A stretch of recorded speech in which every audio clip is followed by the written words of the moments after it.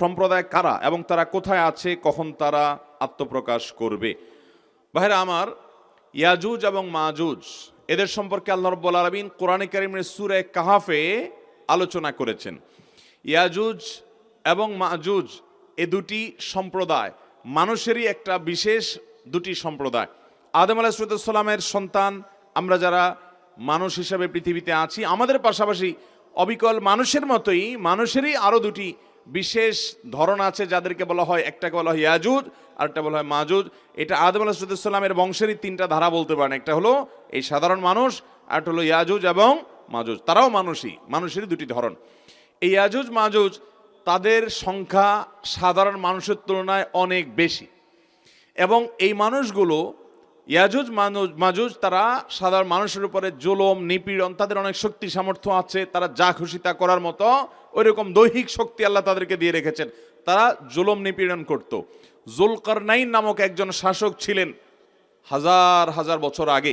কোরআন সেই শাসকের ইতিহাস বর্ণনা করেছে। জুলকারনাইন শাসককে লোকজন মানুষেরা বলেছে যে ইয়াজুজ মাজুজ সম্প্রদায়রা আমাদের উপরে জুলুম অবিচার করে এবং ফিতনা ফাসাদ করে জমিনে, তাদেরকে কোনোভাবে নিয়ন্ত্রণ করা যায় না, সব তারা গ্রাস করে ফেলে সম্পদ। তাদের এই অবিচার থেকে, ফাসাদ থেকে আমাদের বাঁচাবার জন্য কোনো উদ্যোগ গ্রহণ করেন। তখন তাদেরকে কোনো একটা এলাকায়, সম্ভবত কোনো একটা পাহাড়ি এলাকায় তারা থাকতো, দিনের বেলায় এসে জুলুম করত। তারা যখন তাদের এলাকায় প্রবেশ করেছে, মানুষের সমাজে যেন আসতে না পারে, সাধারণ মানুষের সমাজে, তখন বিশাল বড় প্রাচীর নির্মাণ করেছেন, সম্ভবত পিতল দিয়ে, এই জুলকারনাইন বাদশাহ, এবং তার অপর প্রান্তে তারা আটকে গেছে, আর আসতে পারে না। কিয়ামতের আগে তারা সেই প্রাচীর ডিঙ্গিয়ে তারা আসবে। প্রতিদিনই তারা প্রাচীর ডিঙ্গানোর চেষ্টা করে, কিন্তু আল্লাহ তাআলার বিশেষ আল্লাহ নির্দেশের কারণে তারা সেটি অতিক্রম করতে পারে না। ইমাম মাহদি দুনিয়াতে তার আত্মপ্রকাশ হওয়ার পর, দাজ্জালের আগমনের পর এবং ঈসা আলাইহিস সালামের দুনিয়াতে নাজিল হওয়ার পর 4 নম্বরের কিয়ামতের বড় আলামত, একেবারে কিয়ামতের খুব কাছাকাছি সময় ইয়াজুজ মাজুজের আবির্ভাব হবে।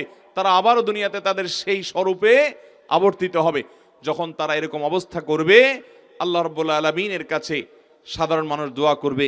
আল্লাহ নবী ঈসা আলাইহিস সালাম যিনি তখন আসবেন, তিনি দোয়া করবেন। তখন সবার সম্মিলিত দোয়ার কারণে আল্লাহ রাব্বুল আলামিন বিশেষ ধরনের পোকা ইত্যাদি দিয়ে তাদেরকে রোগ বালাই দিয়ে তাদেরকে ধ্বংস করবেন। সমূলে তারা শেষ হবে কিয়ামতের আগে। এই ইয়াজুজ মাজুজ তারা আল্লাহর সৃষ্টি, তারা আছে। কোথায় আছে, পৃথিবীর কোন প্রান্তে আছে আমরা জানি না। কেউ হয়তো বলবেন যে আজকে পৃথিবীতে স্যাটেলাইটের মাধ্যমে গোটা পৃথিবীর চতুর্পাশে, মাটির নিচে কোথায় কি আছে সব বের করা গেছে। তাহলে ইয়াজুজ মাজুজ সম্পর্কে তারা কোনো কিছু বের করতে পারে না, এটা সত্য হয় কিভাবে? মনে রাখবেন, পৃথিবীতে বিজ্ঞানের বহু আবিষ্কার কোরআন নাজিলের শত শত হাজার হাজার বছর পর কোরআনের অনেক কথাকে প্রমাণ করেছে। আল্লাহ তাআলা কোরআনে বলেছেন, মানুষ ঘোড়া গাধা এই সমস্ত পশু, এগুলোর উপরে বাহন, এগুলোকে ব্যবহার করে এগুলো দিয়ে চলাফেরা করে। এবং এই আয়াতের শেষে আল্লাহ তাআলা বলেছেন এরকম আরো অনেক বাহন হবে, বা এমন আরো অনেক বাহন যেগুলোর কথা তোমরা জানো না। আজ আমরা বাস, ট্রেন, গাড়ি, আমরা বিভিন্ন ইঞ্জিন চালিত নৌকা, আমরা দেখতে পাচ্ছি বিমান, বিভিন্ন রকমের রকেট ইত্যাদি। অথচ আল্লাহ তাআলা সেই আয়াতের মধ্যে ইন্ডিকেট করে রেখেছেন যে সমস্ত বাহন তোমরা আজকে ব্যবহার করছো, ঘোড়া গাধা ইত্যাদি, ওটের পিঠে বহন করছো, তোমরা সফর করছো, এক সময় এগুলো ছাড়া আরো অনেক কিছু আসবে, সেই ইঙ্গিত আল্লাহ তাআলা আয়াতে দিয়ে রেখেছেন। এরকম বহু বিষয় কোরআনে বলেছে যেগুলো বাস্তবায়ন শত শত হাজার হাজার বছর পরে হয়েছে, মানুষ বুঝতে পারে নাই।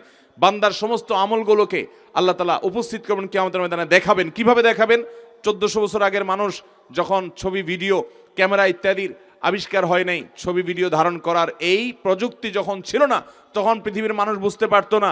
কিন্তু তারা ঈমান এনেছে যে আল্লাহ বলেছেন সেটা সত্য নয়, মহাসত্য। আমাদের বুঝে আসুক বা না আসুক, আজকে আমাদের বুঝে আসছে ইয়াজুজ মাজুজের বিষয়ে। বিজ্ঞান, তথ্য প্রযুক্তির উন্নতির এই সময় তারা ধরতে পারছে না, কিন্তু বিজ্ঞানীরা হয়তো 2000 বছর পরে, 200 বছর পরে, 500 বছর পরে কোন এক সময় ধরতে পারবে, অথবা না পারবে।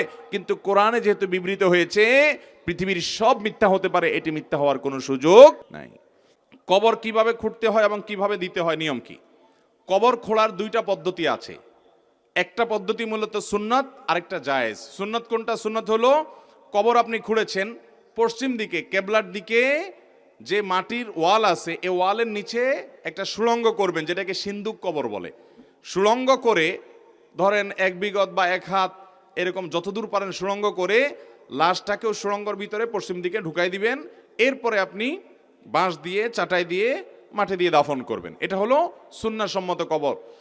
আর যদি এটা করা না যায়, বৃষ্টির কারণে দেখা যায় যে সুড়ঙ্গ করতে গেলে মাটি ভেঙে পড়ে, এরকম যদি হয়, তাহলে সেক্ষেত্রে মাঝখানে কবর খোলার পর কবরের ভিতরে আবার আরেকটা গর্ত কবরের মতো করে করে ওইটার ভিতরে লাশটাকে ঢুকিয়ে দিয়ে তার উপরে বাঁশ দিয়ে চাটা দিয়ে আপনি কবর দিবেন, এটাও জায়েজ আছে।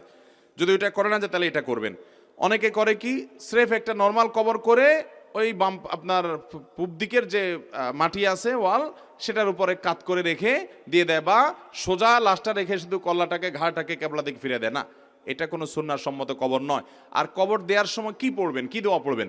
বিসমিল্লাহি আলা মিল্লাতে রসুলিল্লাহ অথবা বিসমিল্লাহি আলা সুন্নতে রসুলিল্লাহ, এই বিসমিল্লাহ বলে আপনি লাশ কবরে রেখে মাটি দিয়ে দাফন করবেন। দাফন করার শেষ কেবলার দিকে ফিরে আল্লাহ যেন তাকে সওয়াল জবাব সহজ করেন সেজন্য দোয়া করবেন এবং তার জন্য মাগফিরাত কামনা করবেন, ব্যাস।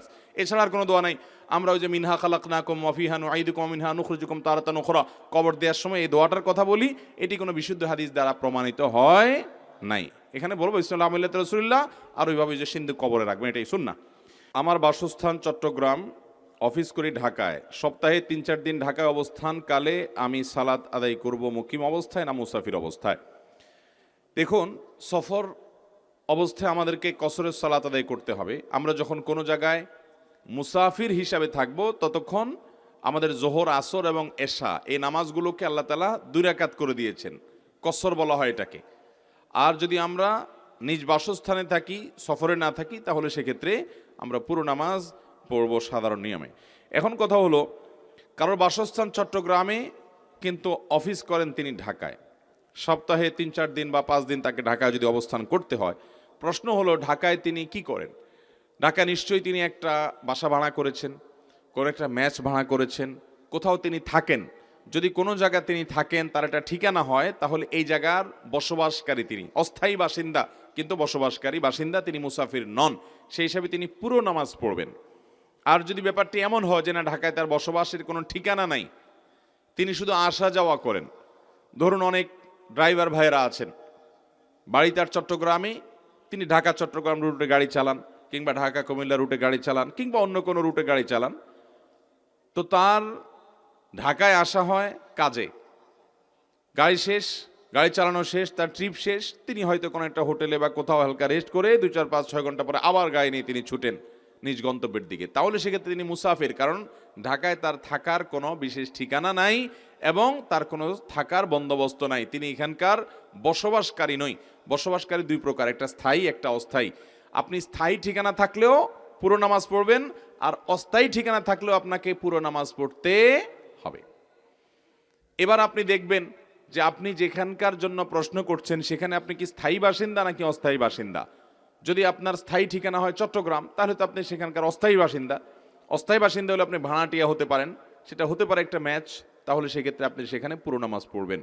আর যদি আপনি স্থায়ী বাসিন্দাও নন, অস্থায়ী বাসিন্দাও নন সেখানে, বরং সেখানে আসা যাওয়া করেন, 2 দিন 4 দিন থাকেন, আবার চলে যান, এবং থাকেন অন্য কারোর কোনো জায়গায়, কোনো হোটেলে, তাহলে সেক্ষেত্রে আপনি সেখানকার বসবাসকারী অস্থায়ী বাসিন্দাও নন, যার কারণে সেখানে আপনি মুসাফিরের নামাজ পড়বেন। একজন মানুষ তিনি ঢাকা শহরে ফ্যামিলি নিয়ে হোক বা একাকী হোক বাসা ভাড়া নিয়েছেন, মেজ ভাড়া নিয়েছেন, তাহলে তিনি এটার অস্থায়ী বাসিন্দা। আবার একজন মানুষের স্থায়ী ঠিকানা পরিবর্তন হতে পারে, একসময় তার গ্রামে স্থায়ী ঠিকানা ছিল, এখন গ্রাম থেকে তিনি জমা বিক্রি করে শহরে ফ্ল্যাট কিনেছেন, বাড়ি করেছেন, বা তার পাসপোর্টে এনআইডিতে সব জায়গায় স্থায়ী ঠিকানা পরিবর্তন করে দিয়েছেন এবং গ্রামে আর তার শিফট করার কোনো পরিকল্পনা নাই, তাহলে তার স্থায়ী ঠিকানা এখন পরিবর্তন হবে। এ বদলোক পরবর্তীতে গ্রামে এলে সেখানে মুসাফির থাকবেন, কারণ সেটা তার স্থায়ী ঠিকানা না, আর বর্তমান ঠিকানা তো নাই, কারণ তিনি শহরে বসবাস করেন। অতএব সেখানে তিনি মুসাফিরের নামাজ পড়বেন। আর যদি এমন হয়, অনেক প্রবাসী আছেন, সৌদি আরবে থাকেন, মিডল ইস্টে থাকেন, ইউরোপে থাকেন, তখন আপনার সেই দেশে থাকার ব্যবস্থা আছে, আপনি সেখানে অস্থায়ী বাসিন্দা কিংবা সেখানকার আপনি স্থায়ী বাসিন্দাও হতে পারেন। আবার দেশে আসছেন, গ্রামে আপনার জমি জমা আছে, ঘরবাড়ি আছে, এটাও আপনার দেশের স্থায়ী ঠিকানা, এখানে আপনি পুরো নামাজ পড়বেন, যার কারণে এখানে মুসাফিরের নামাজ পড়বেন।